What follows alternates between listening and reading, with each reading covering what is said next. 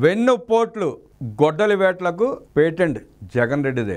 జగన్ రెడ్డి ముఠ జూన్ 4న వెన్నుపోటు దినం పాటించాలని నిర్ణయించింది. తమ దుష్ట లక్షణాలను ఎదుటివారికి అంటగట్టి చెప్పిన అబద్ధమే 100 సార్లు చెప్పడం, చెప్పించడం జగన్ రెడ్డి నైజం. నవరత్నాలను నవ మోసాలు చేశాడు. మద్య నిషేధంపై మాట తప్పి మడమ తిప్పాడు. మద్యం ఆదాయాన్ని 25 ఏళ్లకు తాకట్టు పెట్టాడు జగన్ రెడ్డి.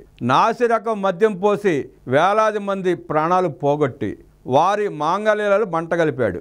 నాసి రకం మద్యం రేట్లు 3 రెట్లు పెంచి పేదల సంపాదన కొల్లగొట్టాడు. అమ్మఒడికి 13,000 ఇచ్చి నానబుడ్డిలో నుంచి 1,50,000 కోట్లు కొట్టేశాడు. వాహన డ్రైవర్లకు 10,000 ఇచ్చి డీజిల్ పెట్రోల్ ధరలు జరిమానాలు పెంచి 100 కోట్లు కొట్టేశాడు. మత్స్యకారులకు 10,000 ఇచ్చి జీవో 217 ద్వారా చెరువులు రిజర్వాయర్లలో చేపలు పట్టుకునే హక్కు రద్దు చేశాడు. ఇలా 10 ఇచ్చి పేదల వద్ద వేలు గుంజుకున్నాడు.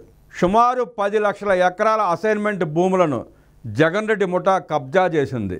BC, SC, ST, minority sub plan నిధులు 1,00,000 కోట్లు దారి మళ్లించి పేదలకు వెన్నుపోటు పొడిచాడు. ఈ మోసాలను ప్రశ్నించిన బీసీ, ఎస్సీ, ఎస్టీ, మైనారిటీలను 600 మందిని పొట్టన పెట్టుకున్నాడు. వేలాది మందిపై అక్రమ కేసులు పెట్టి జైళ్లకు పంపాడు. నా పేదలంటూ కపట ప్రేమ ఒలకబోస్తూ వారిని జగన్ రెడ్డి నిరుపేదలుగా దిగజార్చాడు. వైసీపీ మేనిఫెస్టో హామీల్లో 90% ఎగనామం పెట్టాడు. ఇలా పేదలకు వెన్నుపోటు పొడిచిన మోసగారి జగన్ రెడ్డి. వెన్నుపోట్లు గొడ్డలి వేట్లు జగన్ రెడ్డి కుటుంబానికి మాత్రమే సొంతం.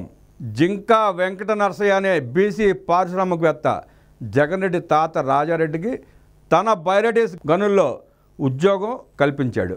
కృతజ్ఞత లేకుండా దురాశతో రాజారెడ్డి తన యజమాని జింకా వెంకట నరసయ్యనే చేసి మంగంపేటలో ఉన్న ఆ బైరటీస్ మైన్ని కబ్జా చేశాడు. ఇక జగన్ రెడ్డి వెన్నుపోట్లు ఇలా మొదలైనాయి.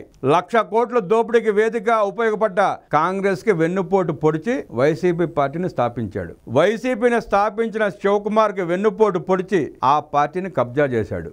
ఎత్తుకుని పెంచిన చిన్నారను క్రూరంగా గొడ్డలితో నరికి చంపిన హంతకులను కాపాడుతూ రక్త సంబంధానికే వెన్నుపోటు పొడిచాడు. తల్లి తండ్రి మాటను కాలదన్ని చెల్లికి ఆస్తిలో సమ భాగస్వామ్యం ఎగ్గొట్టి కుటుంబ వ్యవస్థకే వెన్నుపోటు పొడిచాడు. తన వెన్నుపోటు లక్షణాలను చంద్రబాబుకు అంటగట్టి చేసిన దుష్ప్రచారమే 100 సార్లు చేస్తున్నాడు. సూపర్ 6 ఎగ్గొట్టారనేది జగన్ రెడ్డి చెబుతున్న పచ్చి అబద్ధం. సూపర్ 6 హామీల్లో భాగంగా 93 లక్షల మందికి ఉచిత గ్యాస్ సరఫరా చేస్తున్నది చంద్రబాబు ప్రభుత్వం. జగన్ పాలనలో గ్యాస్ ధరలు రెట్టింపు చేశాడు. తల్లికి 100 ఎందరు బిడ్డలు ఉంటే అందరికీ జూలై నెలలో ఇస్తున్నారు. అమ్మఒడి 2 బిడ్డలకు 30,000 ఇస్తామన్న హామీపై మాట తప్పి మడమ తిప్పి 13,000 మాత్రమే ఇచ్చాడు జగన్ రెడ్డి. చంద్రబాబు ప్రభుత్వం బిడ్డలందరికీ ఈ జూన్ నెలలో 30,000 తల్లికి 100 ఇవ్వబోతున్నారు. ఆగస్టు 15న మహిళలకు ఉచిత బస్ ప్రయాణం ప్రారంభించి మరో హామీని అమలు చేయబోతున్నారు. 20 లక్షల ఉద్యోగాలు. నిరుద్యోగ భృతి హామీ మేరకు 16,347 ఉపాధ్యాయ నియామకాలకు విద్యాశాఖ నోటిఫికేషన్ జారీ చేసింది. మరో 6,100 పోలీస్ నియామకాలు జరగబోతున్నాయి. పేద విద్యార్థులకు 3,000 భృతి ఇస్తున్నారు. 9 లక్షల కోట్ల పెట్టుబడులు ఆకర్షించారు. వీటి ద్వారా 6 లక్షల ఉద్యోగ నియామకాలకు అవకాశాలు సృష్టించారు. జగన్ రెడ్డి పాలనలో ఒక్క డిఎస్సి కూడా జరపలేదు.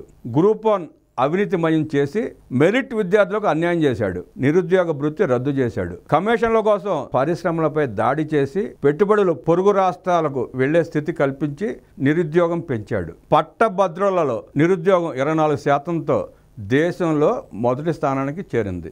జగన్ పాలనలో 2,000 మందికి పైగా నిరుద్యోగులు ఆత్మహత్యలు చేసుకున్నారు. అన్నదాత సుఖీభావ హామీ ద్వారా రైతుకు చంద్రబాబు రాష్ట్ర నిధుల నుంచి 14,000 ఈ సీజన్లోనే ఇవ్వబోతున్నారు. గత వైసీపీ ప్రభుత్వంలో రైతు భరోసాకు రాష్ట్ర నిధుల నుంచి ఇచ్చింది కేవలం 7,500 రూపాయలు మాత్రమే.